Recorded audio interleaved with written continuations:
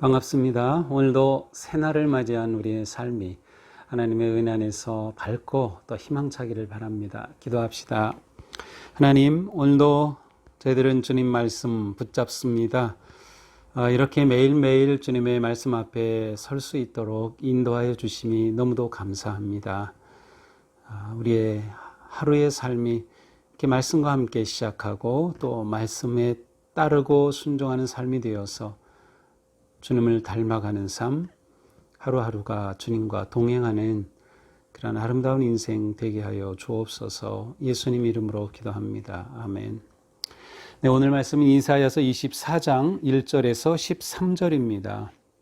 보라, 여호와께서 땅을 공허하게 하시며 황폐하게 하시며 지면을 뒤집어 엎으시고 그 주민을 흩으시리니 백성과 제사장이 같을 것이며 종과 상전이 같을 것이며 여종과 여주인이 같을 것이며 사는 자와 파는 자가 같을 것이며 빌려주는 자와 빌리는 자가 같을 것이며 이자를 받는 자와 이자를 내는 자가 같을 것이라. 땅이 온전히 공허하게 되고 온전히 황무하게 되리라. 여호와께서 이 말씀을 하셨느니라. 땅이 슬퍼하고 쇠잔하며 세계가 쇠약하고 쇠잔하며 세상 백성 중에 높은 자가 쇠약하며 땅이 또한 그 주민 아래서 더럽게 되었으니 이는 그들이 율법을 범하며 율례를 어기며 영원한 언약을 깨뜨렸습니다. 그러므로 저주가 땅을 삼켰고 그 중에 사는 자들이 정죄함을 당하였고 땅의 주민이 불타서 남은 자가 되어 적도다. 새 포도즙이 슬퍼하고 포도나무가 쇠잔하며 마음이 즐겁던 자가 다 탄식하며 소고치는 기쁨이 그치고 즐거워하는 자의 소리가 끊어지고 수금 타는 기쁨이 그쳤으며 노래하면서 포도주를 마시지 못하고 독주는 그 마시는 자에게 쓰게 될 것이라. 약탈을 당한 성읍이 허물어지고 집마다 닫혀서 들어가는 자가 없으며 포도주가 없으므로 거리에 부르짖으며 모든 즐거움이 사라졌으며 땅의 기쁨이 소멸되었도다. 성읍이 황무하고 성문이 파괴되었느니라. 세계 민족 중에 이러한 일이 있으리니 곧 감람나무를 흔듦 같고 포도를 거둔 후에 그 남은 것을 주움 같을 것이니라. 아멘. 네, 그동안에는 이제 하나님께서 열방의 각각 그 나라들을 향해 주신 그러한 경고와 심판의 메시지였다면 이제 오늘 24장부터는 이제 온 땅에, 특별히 27장까지는 온 땅을 향한 그러한 하나님의 선포의 메시지입니다. 이것은 이 이사야서에 자주 나오는 그날에 혹은 여호와의 날에 일어날 그러한 모습이죠. 하나님께서 어떻게 이 땅을 심판할 것인가에 관한 그러한 말씀입니다. 이렇게 시작되죠. 보라, 여호와께서 땅을 공허하게 하시며 황폐하게 하시며 지면을 뒤엎으시고 주민을 흩으시리니. 보라, 여호와께서, 이렇게 보라라고 한 것을 통해서 이 하나님의 심판이 임박하다라는 것과 또 여호와께서라는 표현을 통해서 하나님께서 이것을 이루실 것이라고 하는 그러한 확실성을 잘 보여주고 있습니다.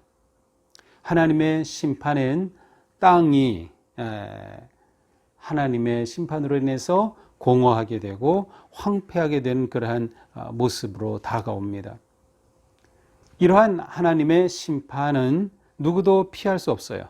이 세상의 신분의 차이, 빈부의 차이, 그것과는 상관이 없습니다. 2절에 보니까 같을 것이며 같을 것이며 같을 것이며가 반복되죠. 백성과 제사장이 같고 종과 상전이 같고 여종과 여주인이 같고 사는 자와 파는 자가 같고 다 같다. 예외가 없다는 말씀이죠.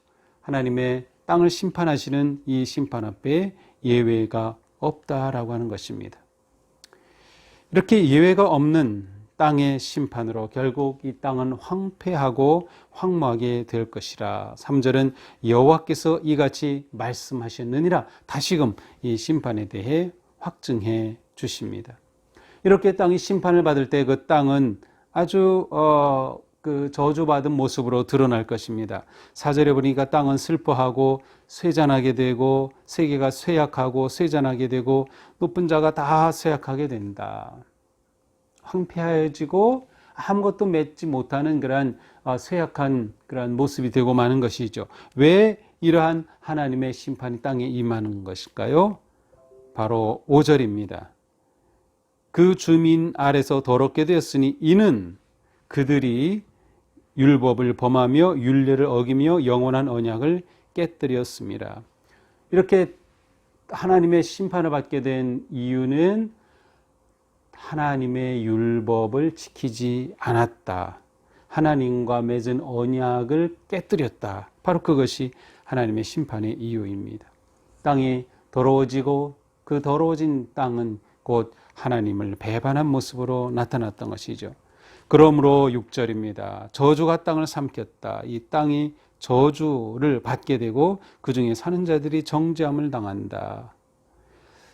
땅은 사람이 사는 삶의 공간입니다. 우리는 땅 없이 살 수 없죠. 그런데 이 땅이 심판을 받고 하나님의 저주를 받는다라고 하는 것은 삶이 저주를 받고 삶의 위협을 받는 것이야. 생존이 어렵게 되는, 불가하게 되는 모습으로 나타날 수밖에 없습니다. 이러한 세상은 어떻게 됩니까? 7절이야. 새 포도즙이 슬퍼하고 포도나무가 쇠잔하고 8절 기쁨이 그치고 즐거워하는 소리가 자의 소리가 끊어진다. 포도나무가 쇠잔한다. 수고한 열매가 없는 것입니다. 사실 우리가 매일매일 살아가고 우리가 직장을 가지고 일할 수 있고 또 일터가 있다고 하는 것은 우리에게 얼마나 큰 은혜인지 모릅니다. 수고의 열매를 거둘 수 있다는 것.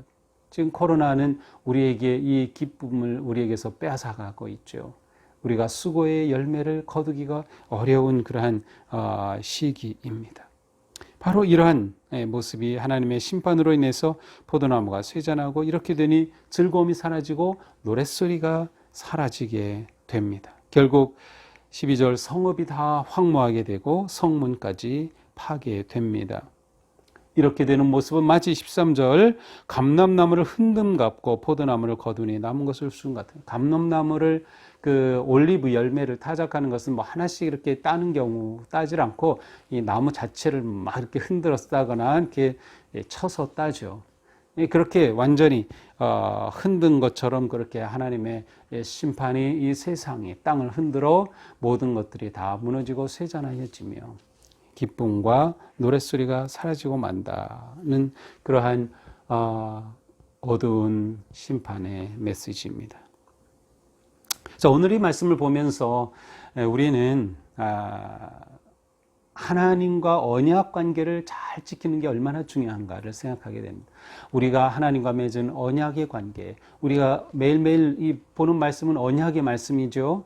그래서 구약하면 옛 언약, 신약은 새 언약입니다. 바로 우리가 하나님과의 언약 관계를 잘 지켜나가는 것이 우리에게 너무도 중요하다. 하나님은 언약을 배반하고 계명을 어겼기에 이렇게 이들을 이 땅을 심판하신다고 말씀하고 있기 때문이죠. 사람이 죄를 지었는데 땅이 심판을 받습니다. 그렇게 하여 사람이 또 고난을 당하죠. 우리가 살아가는 이 땅은 하나님이 우리에게 주신 선물입니다. 우리가 자연을 보호하고 환경을 잘 지키는 것은 매우 중요한 거죠. 우리 성도로서 마땅한 일입니다. 그러나 우리가 죄를 지을 때 땅도 신음하는 것을 보면서 하나님과 우리의 언약 관계를 잘 지키고 말씀에 순종하는 삶이 얼마나 중요한가를 깨닫게 됩니다. 결국 참 기쁨과 즐거움의 노랫소리는 하나님과의 관계가 바를 때 우리에게 주어지는 선물이다. 그리고 우리 삶에 하나님과의 관계가 바르면 기쁨과 노래가 넘쳐나게 될 것입니다. 또한 우리는 하나님의 심판의 때를 늘 기억하는 것입니다. 그렇게 될 때 우리는 하나님과의 관계가 얼마나 소중한지 알게 되고 더욱더 말씀에 순종하는 삶을 살게 되는 거죠. 오늘도 우리에게 주신 하루의 삶, 또 하나님께서 우리에게 주시는 일상의 그러한 기쁨과 감사 잊지 말고 오늘도 주님 은혜 안에서 복된 하루가 되기를 주님의 이름으로 축복합니다. 기도합시다. 하나님, 하나님의 백성이 하나님과의 언약을 배반하고 계명을 어길 때 하나님께서 이 땅을 심판하시는 메시지를 오늘 우리가 보았습니다. 우리가 살아가면서 무엇보다 하나님과의 관계가 이렇게 소중하고 또 가장 중요하다는 것을 다시금 깨닫습니다. 오늘 하루도 저희가 더욱 하나님께 가까이 갈 수 있도록 또 하나님과 언약의 관계를 아름답게 지켜가도록 또 계명에 순종하는 삶을 살도록 인도하여 주시옵소서. 오늘도 우리에게 주시는 주님의 은혜로 기쁨이 있고 또 일상 속에 누리는 작은 노래와 또 행복이 깃드는 오늘 하루가 되도록 인도하여 주시옵소서. 예수님 이름으로 기도합니다. 아멘.